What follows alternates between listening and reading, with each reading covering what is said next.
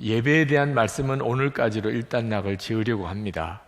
하나님이 새해 예배에 대한 말씀을 주셔서 그동안 여러분들과 같이 나눴습니다. 예배는 우리 신앙생활의 가장 기본입니다. 그런데 늘 드리다 보니까 무감각해져서 예배 귀한 줄 잘 모르고 그저 습관적으로 형식적으로 예배 드리는 일이 꽤 많기에 하나님께서 아마 예배에 대한 특별한 자극을 우리에게 주시려고 하신 것 같이 느껴집니다. 예배는 하나님과의 끈입니다. 그래서 우리가 항상 하나님을 믿게 될 때 제일 먼저 하는 것이 예배에 참석하는 것입니다. 그리고 예배를 통해서 하나님이 우리를 만나주시고, 그리고 우리가 하나님 앞에 바른 예배를 드리게 될 때 우리가 은혜도 받고 삶의 변화도 가져옵니다. 예배는 사람을 완전히 바꿉니다.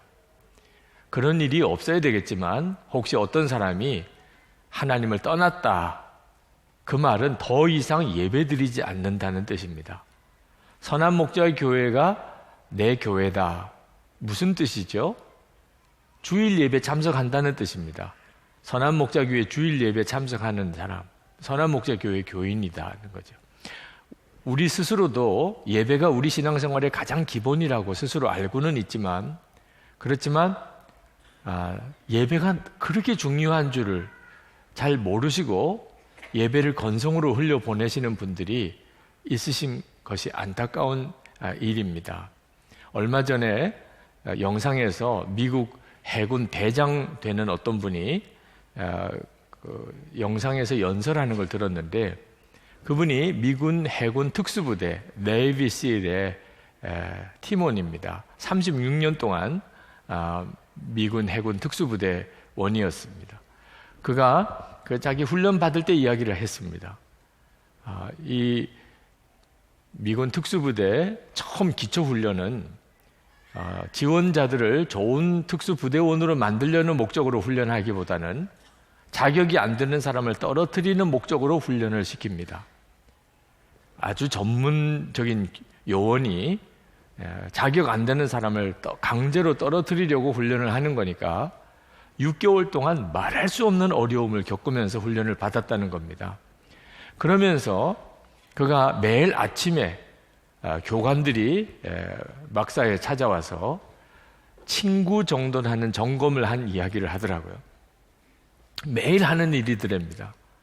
와서 친구 정돈을 점검하는데 각을 딱 지어서 모서리가 딱 각이 지도록 그렇게 친구를 정돈하고, 모포는 팽팽하게 펴서 아주 반듯하게 모포를 커버를 그렇게 씌우고, 베개는 그 머리맡 정중앙에 베개를 위치시키고, 여분 모포는 접어서 밑에 아랫단에다가 놓는, 그래서 깔끔하게 침상을 정리하는 것을 매일 아침 점검을 하더라는 것.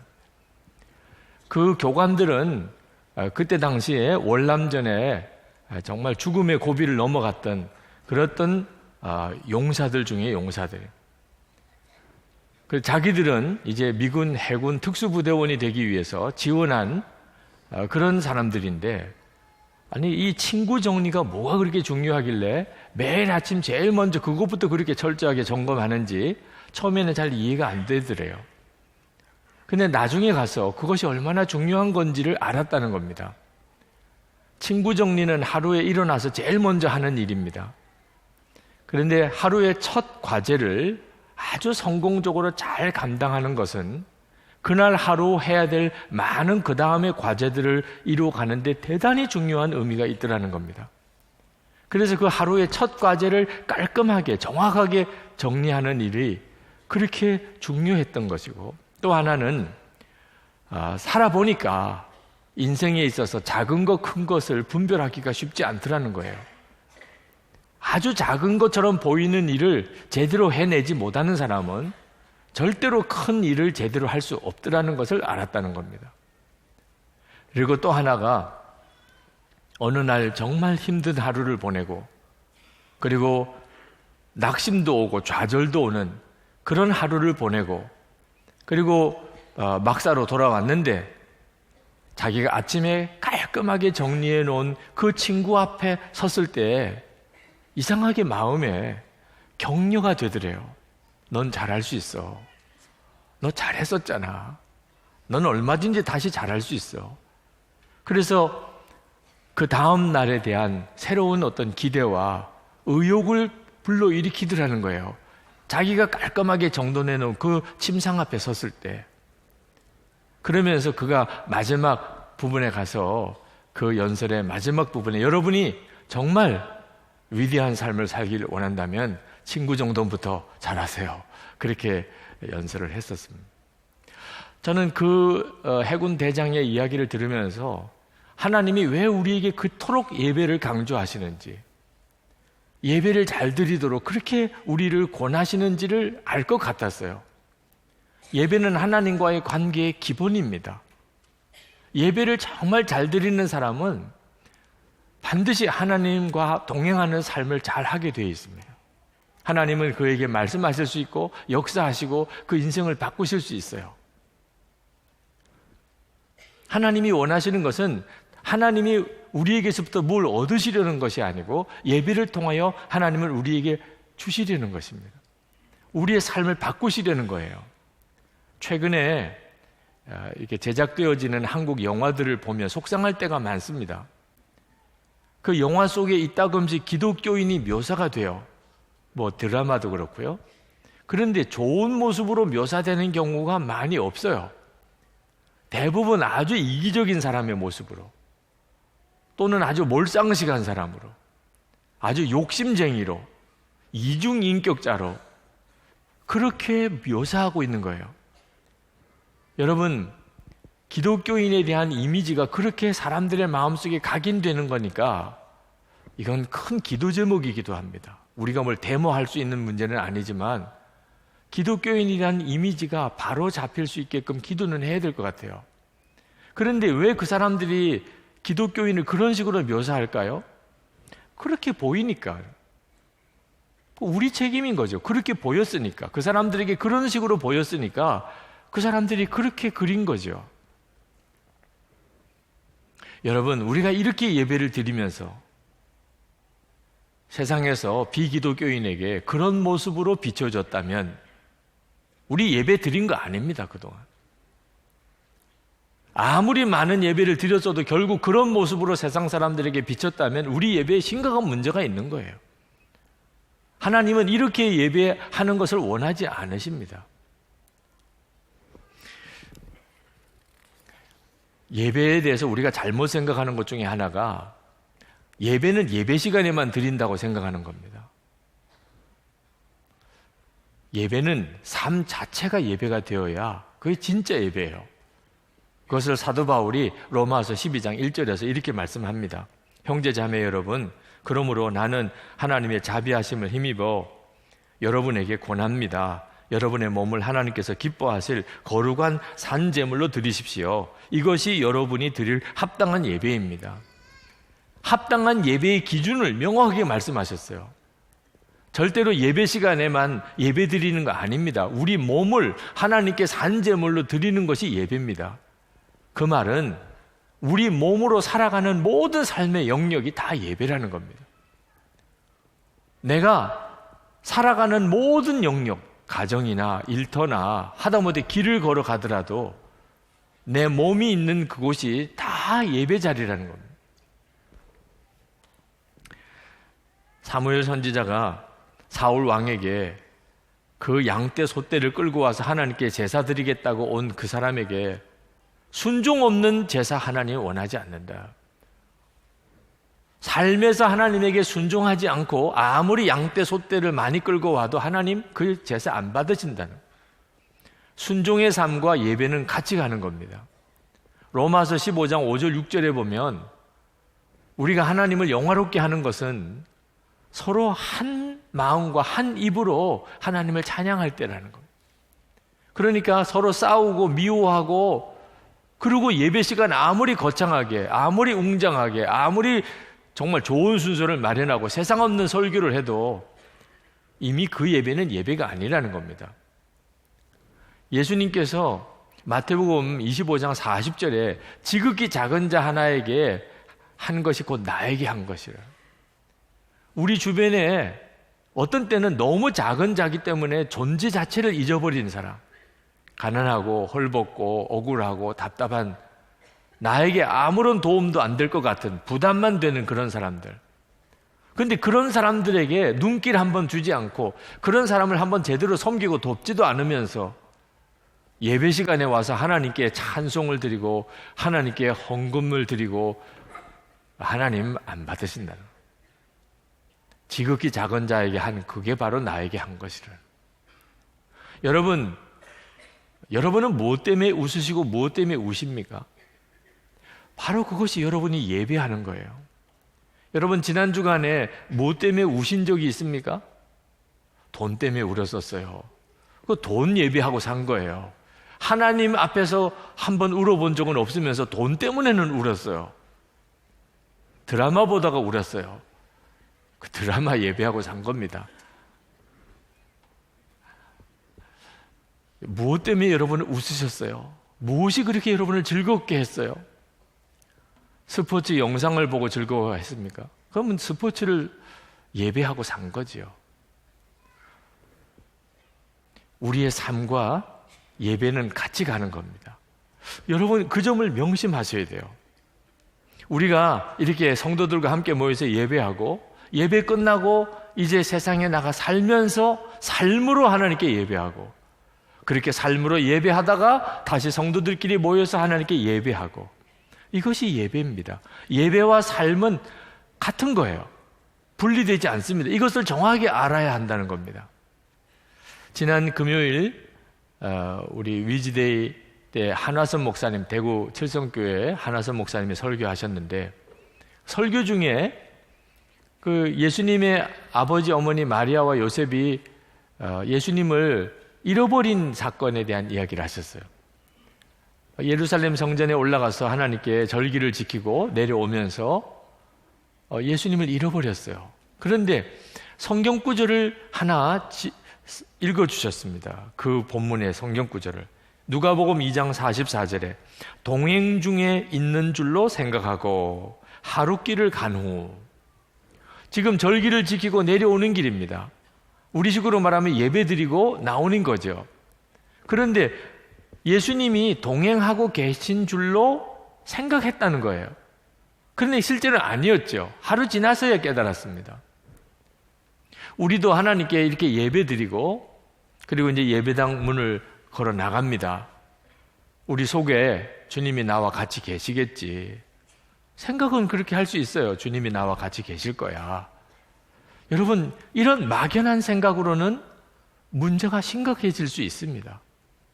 계시다고 생각했는데, 나와 동행하실 거라고 그렇게 나는 생각했는데 아닐 수 있다는 거죠.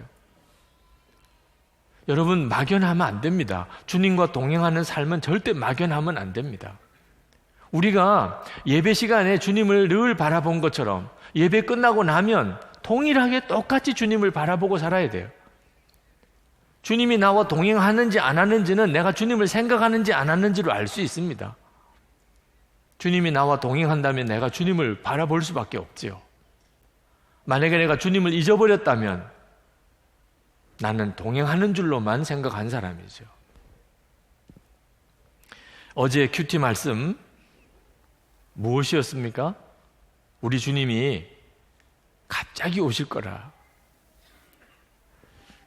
마태복음 24장 36절부터 제가 몇 구절만 따서 읽으면, 그날과 그때는 아무도 모르나니 노아의 때와 같이 인자의 임함도 그러하리라. 홍수가 나서 그들을 다 멸하기까지 깨닫지 못하였으니 인자의 임함도 이와 같으리라. 우리 주님이 다시 오시는 그날 깨닫지도 못할 거라는, 상상도 못할 거라는, 그렇게 오실 거라고는, 그렇게 오실 거라는 거예요. 그래서 어떻게 하라는 겁니까? 깨어있고 준비하라는 겁니다. 42절부터 그러므로 깨어있으라. 어느 날에 너희 주가 임할는지 너희가 알지 못함이니라. 너희도 준비하고 있으라. 생각하지 않은 때에 인자가 오리라. 자, 여러분, 주님이 언제 오실지 모르는데 깨어있고 준비하라면 어떻게 하라는 거죠? 어떻게 하라는 겁니까 도대체? 항상 주님을 생각하고 살으라는 거예요. 우리가 할 수 있는 것은 그거밖에 없습니다. 주님이 나와 함께 계신 것. 다시 오실 그 주님은 이미 내 안에 오셨어요. 영으로 내 안에 와 계십니다. 그 주님을 항상 생각하고 사는 거예요. 여러분, 이것이 예배예요. 항상 주님을 생각하고 사는 거. 주님을 늘 바라보고 사는 거. 그래서 가정생활이 그대로 예배예요. 직장생활이, 일터에서의 삶이 그대로 예배입니다. 이 예배당 안에서의 시간이 예배만 아니고 엘리베이터 앞에서도 예배예요. 식당에서도 그대로 예배입니다. 억울하고 아주 고통스러운 순간을 만났을 때, 그때도 예배 시간입니다. 모든 상황이 다 예배니까 하나님을 바라보는 시간입니다. 여러분, 항상 기뻐하라, 범사에 감사하라, 다 잘 아는 말씀이실 거예요. 좀 부담스럽기는 하지만 그 말씀 때문에 그게 충격을 받거나 분노하거나 이런 마음 없으시죠? 그런데 어려운 문제가 생기고 나면 다릅니다. 말할 수 없는 고통스러운 상황이 올 때, 견딜 수 없는 재앙을 만났을 때 항상 기뻐하라, 범사에 감사하라. 은혜가 안 되고요, 화가 납니다. 물론 그런 어려움을 당한 사람에게 입 바르게 항상 기뻐해요, 범사에 감사해요, 이런 식으로 말하는 사람도 문제가 되죠. 정말 그 사람의 심정을 이해하고 살피면서 권면해 줘야 하는 건데, 마치 설교투로 율법주의자처럼 그렇게 말하는 것은 그 자체도 문제지요. 그러나 하나님의 말씀에 대해서 분노하는, 실제로 그런 사람 많습니다. 하나님의 말씀 때문에 분노해요. 그리고 하나님을 떠나요. 이런 일이 우리에게 올 수 있어요. 부활의 주님과 함께 부활의 생명으로 사는 것이 내 삶이 훈련이 되지 않으면, 삶에서 예배가 되지 않으면, 그저 예배 시간에만 와서 예배 드리고 돌아가면은 하나님 다 잊어버리고 사는 이런 식의 사람은 어느 순간에 하나님의 말씀 때문에 하나님을 버릴 수도 있어요. 그러므로 여러분, 절대로 이 일을 소홀히 여기면 안 됩니다. 삶으로 예배하라는 것을 소홀히 여기면 안 돼요. 그래서 교우들에게 영성일기를 쓰시라고 그렇게 권해드리는 겁니다. 여러분, 마지막 대환란의 때에, 진짜 대환란의 때에 내 주변에 아는 사람, 사랑하는 사람, 믿음으로 사는 사람 다 사라지고 나만 홀로 남았을 때, 먹고 입는 것 자체가 얻는 것이 불가능해져서 정말 먹고 입는 것 자체 때문에 사방을 찾아다녀야 되는 이런 상황이 올 때, 내가 하나님을 믿는다고 하면 죽임을 당하고 말할 수 없는 고통을 당하는 이런 끔찍한 일이 벌어졌을 때, 여러분, 그때도 믿음을 지키고 하나님의 말씀대로 살 준비는 되셨습니까? 머리로 아는 것이 믿음은 아닌 거예요. 그래서 영성일기를 쓰시도록 권해드리는 겁니다. 선한목자교회에서 하는 특별한 무슨 영성훈련 프로그램인가 봐, 유기성 목사나 할 수 있는 무슨 그런 거겠지. 아닙니다. 어느 분이 목사님 왜 그렇게 영성일기는 쓰라고 그러세요? 물으시더라고요. 초대교회 성도들처럼 그렇게 주님과 함께 동행하는 삶을 살게 해드리고 싶어서, 눈에 보이지도 않고 손에 잡히지도 않는 예수님, 그런데도 그 주님을 24시간 바라보고 사는, 주님과 친밀한 동행하는 그 삶을 살게 해드리고 싶어서, 그게 바로 그대로 삶이 예배인 사람이거든요. 그래서 24시간 주님을 바라보시고 그것을 일기로까지 써가면서 서로 나누어 서로를 지켜주고 살아보시라고 그렇게 권해드리는 거예요. 그저 머리로만 의식했다고 그대로 사라지는 게 아니기 때문에 그렇습니다. 사도 바울은 이 세대의 풍조를 본받지 말라고 그랬습니다. 2절 말씀에 여러분은 이 시대의 풍조를 본받지 말고 마음을 새롭게 함으로 변화를 받아서 하나님의 선하시고 기뻐하시고 완전하신 뜻이 무엇인지를 분별하도록 하십시오. 여러분, 지금도 꼭 같습니다. 지금 우리가 살고 있는 이 시대의 풍조가 뭡니까? 하나님을 부인하는 겁니다. 우리는 이 예배당 바깥을 나가면 하나님을 부인하는 그 시대의 사람들과 함께 그렇게 어울려 삽니다. 그러다 보니까 나도 모르는 사이에 그 영향을 받아요. 그래서 예배당 안에서는 하나님 생각하는데 예배당 바깥에만 나가면 하나님은 한 번도 생각 못하고 그렇게 살아가는 거예요. 우리 시대의 풍조가 그러니까. 어떻게 하시겠어요? 그래서 그 24시간 주님을 생각해 보는 일을 일기를 쓰면서까지 점검하고 서로 확인시켜주고 서로 격려하고 그렇게 살아보자는 겁니다. 우리가 이 시대를 하나님을 진짜 믿고 살아보려면 제가 지금까지 경험한 방법으로는 그 이상의 방법이 없더라고요. 이번 속장 세미나 설문을 받아보았습니다. 지역장, 속장, 영성일기 세미나를 하면서 애로사항이 뭡니까? 영성일기 쓰는데 어려운 일이 뭡니까? 그 중에 아주 많은 분이 쓰시기를 우리 속회원들이 시간이 없대요. 시간이. 영성일기를 쓸 시간이. 영성일기 쓰면 좋긴 하겠는데 시간이 없어요. 일기를 쓸 시간이 없어요. 그러더라고. 거기 설문에 나왔더라고요. 제가 그 설문 결과를 읽으면서 누가복음 14장 16절에서 24절 말씀이 생각이 났습니다. 하나님이 잔치를 벌였어요. 그리고 하나님의 택한 자들을 다 오라고 초청했습니다. 그런데 이해가 안 되는 반응이 나온 겁니다. 누가복음 14장 18절부터 나는 밭을 샀음에 아무래도 나가 보아야 하겠으니 청컨대 나를 양해하도록 하라 하고, 또 한 사람은 이르되 나는 소 5겨리를 샀음에 시험하러 가니 청컨대 나를 양해하도록 하라 하고, 또 한 사람은 이르되 나는 장가 들었으니 그러므로 가지 못하겠노라 하는지라. 하나님이 잔치에 부르셨다는 말은 얼핏 생각하면 마지막 이제 죽어서 천국 잔치에 부르셨다는 뜻으로 해석도 되겠는데, 사람들의 반응을 보니까 그 말이 아닌 거예요. 죽고 난 다음에 천국 오라 이렇게 주님이 부르실 때 밭 샀다고 소 샀다고 장가 간다고 안 갈 사람 누가 있겠어요? 그런데 소 샀다고 밭 샀다고 장가 간다고 안 간 거 보니까 지금 바로 이때 부르신 거예요. 죽고 난 다음에 마지막 영원한 천국으로 부르신 그 부름이 아니고 지금 이렇게 밭 사고 소 사고 뭐 시집 가고 장가 가는 이런 우리 일상생활 중에 하나님이 우리를 잔치에 부르신 거예요. 하나님은 하나님의 잔치에 우리가 오기를 여러 번 이렇게 초청하십니다. 그런데 거절하는 사람이 있는 거예요. 택함 받은 사람 중에. 이유는 시간이 없어서. 이거 기가 막힌 거잖아요. 혹시 여러분 이야기 아니세요? 하나님은 우리와 함께 동행하기를 그렇게 원하시는데 나는 그 시간이 없어요. 그 시간을 내기가. 오늘 이렇게 예배드리고 이제 우리가 다 흩어질 때 주님의 손을 붙잡고 나가는 겁니다.